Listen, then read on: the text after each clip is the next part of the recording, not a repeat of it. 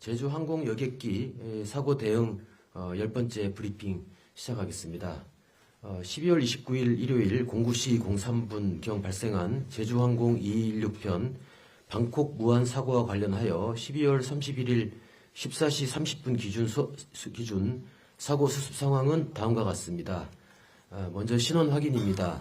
사망자 179명 중 174명 신원 확인이 완료됐고 5명은 DNA 분석 중입니다. 임시 영안소에 175구가 안치되었고 장례식장엔 4구가 이송되었습니다. 사고 현장 수습 상황입니다.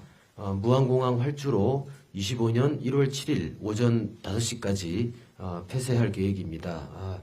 이런 수습 상황에 따라 또 기간을 변경 검토할 계획입니다.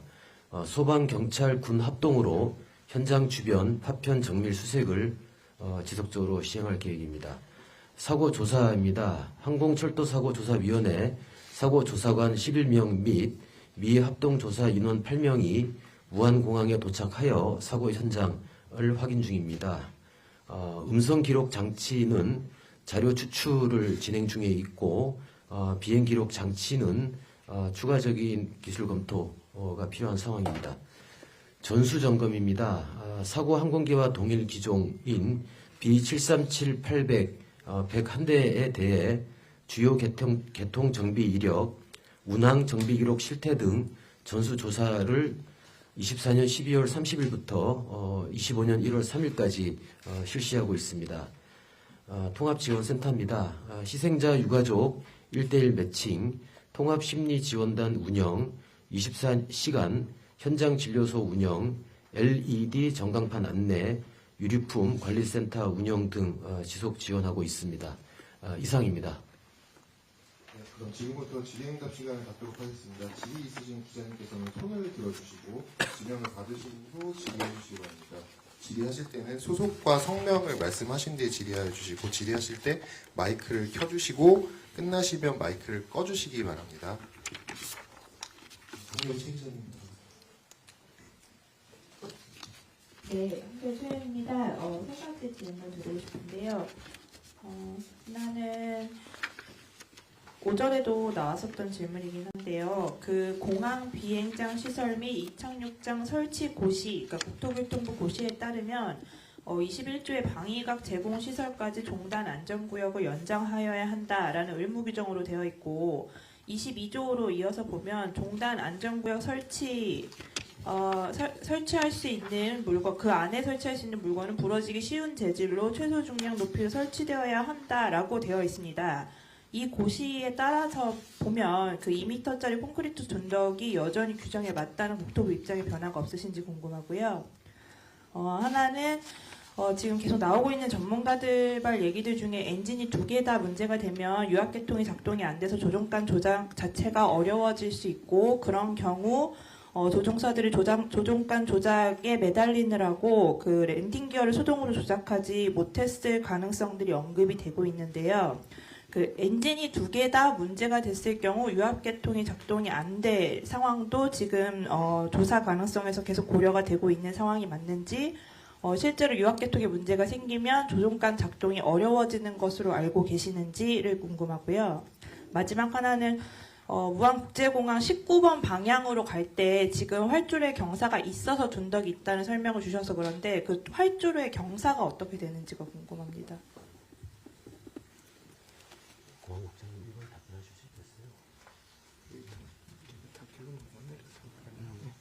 주시겠어요? 1번 관련한 내용 지금 관련 규정과 관계 지금 보고 있으니까 저희가 확정되는 대로 알려드리도록 하겠습니다. 아니 근데 그냥 보고 있다고 계속 말씀을 주시면 안 되는 게 어제 저녁에 저희한테 보도 설명 자료를 주실 때 그 취지를 알고 있습니다. 지금 이야기하시는 게 그것이죠. 그러니까 그 이야기하신 비행장 설치 기준 21조에 따르면은 로컬라이저가 종단 안전구역 내에 있어야 된다. 그렇게 해석이 되는데 어제 저희 국토부가 낸 자료는 우리가 그 밖에 있으니까 지지물 그게 콘크리트를 써도 된다는 취지로 냈는데 21조를 적용하면 이게 잘못된 거 아니냐 그 취지지 않습니까? 맞습니다. 이해했으니까요. 저희가 그 확인하고 규정과 관계 확인하고 답변 드리도록 하겠습니다. 예. 네, 방금 답변 드린 분은 김홍락 공항정책관님. 네. 2번. 네, 유경수 항공안전정책관입니다. 두 번째 질문 답변드리겠습니다. 두 개 엔진 모두 고장 시 유압계통 문제가 있다. 그래서 조종관 작동이 어려워지는 게 아닌가 질문하셨습니다. 엔진 고장 시 유압계통 이상이 생기게 돼 있어서 랜딩 기어 말씀하시는 거, 랜딩 기어 작동에 이제 문제가 생길 수 있는데 만약에 모든 게 다 고장 났다. 그럴 경우는 수동으로 할 수 있는 그 레버가 있습니다. 근데 이제 그 당시에 물론 지금 전부 추정입니다. 동영상 보시고 말씀하시는 것 같은데 뭐 엔진이 고장 나고 랜딩 기어가 일단 안 나왔다라는 거를 전제로 말씀하시는 건데 그 당시 조종석에서 어떤 상황에서 그 레버 작동을 안 했는지 어떤 이런 상황들은 뭐 지금 현재는 뭐 아직까지는 추정을 할 수 있으나 그런 부분은 정확히 블랙박스 그 분석을 통해서 이제 결론을 내려야 할 사항이고요. 그다음에 사고 조사 내용에 당연히 그 부분들도 포함이 되어 있습니다.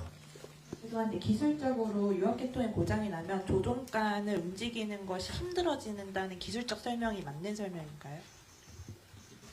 그 조종관 랜딩 기어 말고 조종관이요. 네. 조종관 일부 유압계통 조작에 장애가 생기는 게 맞습니다.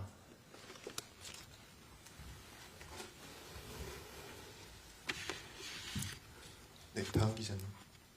예, 조성미 씨. 약간 높이. 경사도는 정확히 확인을 해봐야 되는데 단차 자체는 지금 2m 내외로 알고 있거든요. 그거 확인하고 우리 한겨레 기자님께 알려드리겠습니다. 예, 조선비주의 윤희입니다. 앞서서 항공식단께서 설명하실 때 비행 기록 장치 관련해서 추가적인 기술적 검토가 필요한 사항이라 말씀하셨는데 이게 어떤 의미인 건지 좀 약간 뭐 장치에 손상이 있다라는 의미인 건지 궁금하고요. 예, 먼저 그것부터 여쭤봅니다.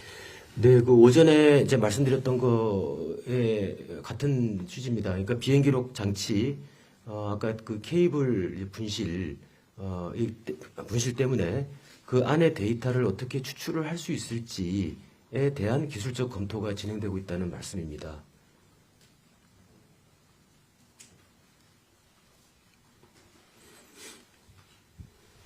네, MBN 이혁근 기자님. MBN 이혁근 기자입니다.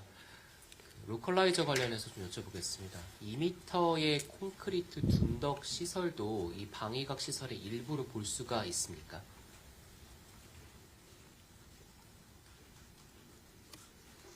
지지대로 봐야 되고요. 네. 방위각 시설 자체는 원래는 그 안테나 정도만 봐야 되는 게 맞는 것 같습니다.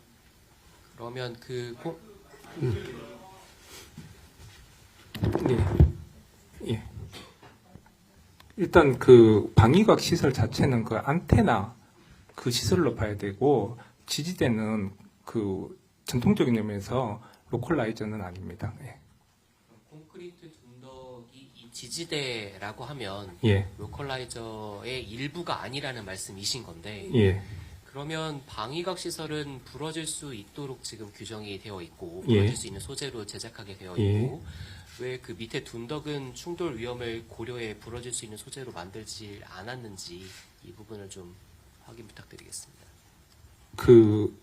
이게 이제 우리 한겨레 기자님 질의하신 거랑 연관이 되는데요. 어제 저희 보도 참고 자료에 보시면은 이게 왜 이 지지대를 설치를 하냐면은 비바람이나 이게 흔들리면 안 되니까 고정시키기 위해서 하는 거거든요.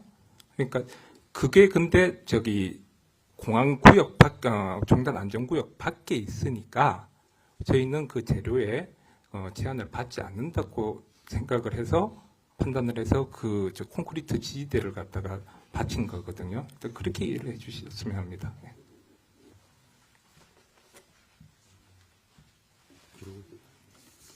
네, 다음 기자님. 네, 파이낸셜 기자님. 파이낸셜 뉴스 성서구입니다. 활주로 연장 사업으로 지금 무안공항의 활주로가 공사 중인데 원래 활주로 공사 중에도 이게 이용이 가능한지 그리고 여기와 관련된 규정이 있는지 확인하고 싶습니다.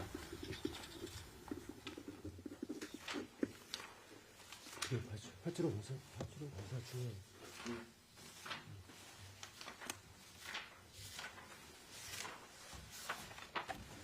일단 저희가 공항 이용에 어떤 제한 변화 사항이 있으면은 보통 노탐이나 AIP를 내고 이제 공지를 합니다. 근데 이번과 같은 어떤 로컬라이즈 공사라든지 뭐 이런 게 대표적인 예라고 보시면 됩니다. 그러니까 이게 뭐 여기에만 특이한 사항이 아니고 뭐 다른 활주로 공사라든지 시설물 개량 등에 를 하면은 안전에 영향을 미칠 수 있거나 미리 좀 알면은 도움이 된다 싶으면은 그 노탐이나 AIP를 통해서 고지를 하고 시설 운영을 하는 게 일반적입니다.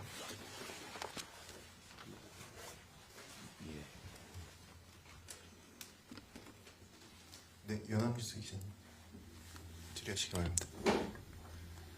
예, 연합뉴스 임성호입니다. 저 무안공항의 그 안전구역이 이게 권고 기준보다는 짧았지만, 그러니까 그 최소 기준보다는 길지만 권고 기준보다 짧아서 그 한국공항공사에서 올해 5월에 발간한 리포트를 보면 좀 다음에는 이걸 좀 늘려라 이렇게 약간 권고를 내린 걸로 해석이 되는데 이게 어떤 법적인 약간 구속 요건이 있는 것인지 이런 것들이 사전에 나온 경고로 볼 수 있는지 좀 궁금합니다. 그리고 두 번째 질문은요. 오늘 무안에 이제 미국 NTSB나 보잉사 등 이제 조사관들이 가 계시는데 NTSB 홈페이지에 가 보니까 이제 그분들뿐 아니라 그 기체 엔진 제작사인 CFMI 분들도 이제 조사에 참여하고 있다. 이렇게 나와 있는데요. 그분들은 같이 한국에 오신 거는 아닌지, 아니면 어떤 방식으로 참여하시는지 파악하고 계신가 좀 궁금합니다. 예, 저희가 아까 이제 자료에 있는 것처럼 항공기 제작사 보잉 4명 요거는 확인이 됐는데 아까 추가로 말씀하신 그분들은 전문가 분들은 지금 한국에 와서 지금 활동을 하시지 않는 것 같고 아마 어떤 뭐 온라인 상이라든지 또는 뭐 추가로 이제 또 참여를 하시겠다 뭐 그럴 계획인지 그거는 제가 지금 확인할 수가 없는 것 같습니다. 현재 와 있는 분들 중에는 저희가 갖고 있는 자료에는 그렇지 않다는 말씀을 드리고요. 아까 한국공항공사 자료는 저희가 그 자료를 좀 보고 말씀을 좀 드려야 될 것 같습니다. 어떻게 돼 있는지를 저희한테 자료를 한번 좀 공유해 주시면은 그렇죠 보고 말씀드리겠습니다. 공항공사 홈페이지상 공항 뭐 운영 규정 거기에 나와 있더라고요. 네. 저희가 자료를 좀 보고 좀 말씀드리겠습니다. 알겠습니다. 네. 네, KBS 이 기자님. KBS 이승훈입니다. 그 사고조사위에서 오늘 블랙박스에 대한 기술적 검토 오늘 중으로 마무리한다고 하셨던 것 같은데 이거 관련해서 좀 그 검토나 진행 상황 블랙박스 관련해서요 업데이트된 거 있으면 좀 말씀 부탁드리고요.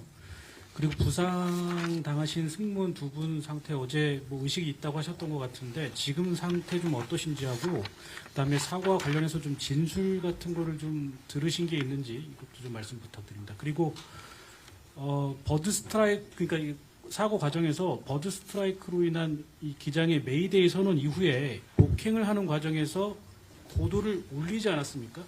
그러면 최소한 이때까지는 엔진이 정상 작동을 했다 이렇게 봐도 되는 건지 좀 여쭙고 싶습니다.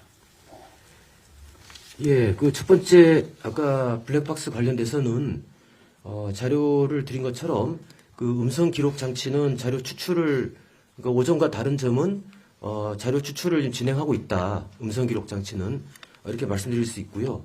그 비행 기록 장치에 대해서는 그 케이블 중간에 그 선이 분실된 상태라서 다른 방법으로 그 안에 있는 데이터를 더 추출해 볼 방법은 없는지 이제 계속 그 전문 사조위에서 지금 기술적인 검토를 진행하고 있다 이렇게 좀 말씀을 드리겠습니다. 그리고 아까 이제 버드 스트라이크 이후 메이데이 이후에 이제 고도 변화를 말씀하셨는데 사실 이제 요거는 그 이제 사고 조사 과정에서 아까 이제 비행 기록 장치라든지 또 조종사 그 통신 아까 기록 이런 내용들 이런 것들을 토대로 이제 밝혀내야 될 이런 상황으로 생각이 됩니다. 그리고 두 번째, 세 번째 말씀하신 부상자 상황은 예, 어제하고 사실은 동일한 상황으로 저희가 어제하고 상황이 현재 지금 크게 다른 상황은 없습니다. 관련해서 진술 같은 거 이렇게 들으신 건 없는 거죠? 아직? 네, 저희가 뭐 들은 건 없습니다. 그리고 그러니까 일반적으로 고도를 높였다는 건 엔진이 작동했다고 볼 수 있는 거잖아요. 아까